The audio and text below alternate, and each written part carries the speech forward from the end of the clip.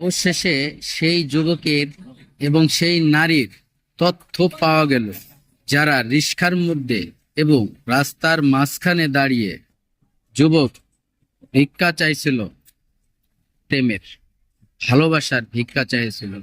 তার বিনিময় সেই মেয়েটা সেই ছেলেটিকে যা দিয়েছিল, এখন আপনারা শুনলে অবাক হয়ে যাবেন, আশ্চর্য হয়ে যাবেন। দর্শক, ভিডিওটি দেখতে হলে অবশ্যই দেখবেন এবং আপনার মূল্যবান মতামত কমেন্টে জানাবেন।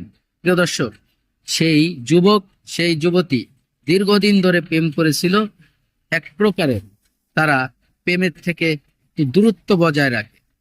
ছেলেটি যখন টাকা পয়সা ভাঙা কম করেছিল এবং টাকা পয়সা অর্থনৈতিক যখন দুর্বল হয়েছিল, তখনই মেয়েটি আস্তে আস্তে তার থেকে দূরে সরে যায়।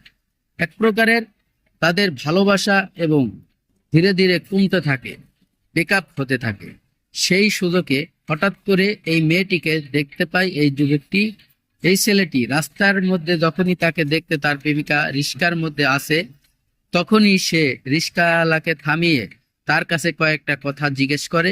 তার বিপরীত আপনারাই ইতিমধ্যে দেখতে পাচ্ছেন, তিনি হয়তো নিচে কিছুই করেছিল না, তাই তখন সেই মেয়েটি প্রাণ বার করে অর্থাৎ ঠ্যাং দিয়ে যখন তাকে লাথি মারতেছিল, তখন ভিতরে হয়তো সালোয়ার টালোয়ার কিছু পরা ছিল না, শুধু জাঙ্গে পিন্দা ছিল, যার জন্য তার সমস্ত শরীর সোশ্যাল মিডিয়াতে পাবলিশ হয়েছে।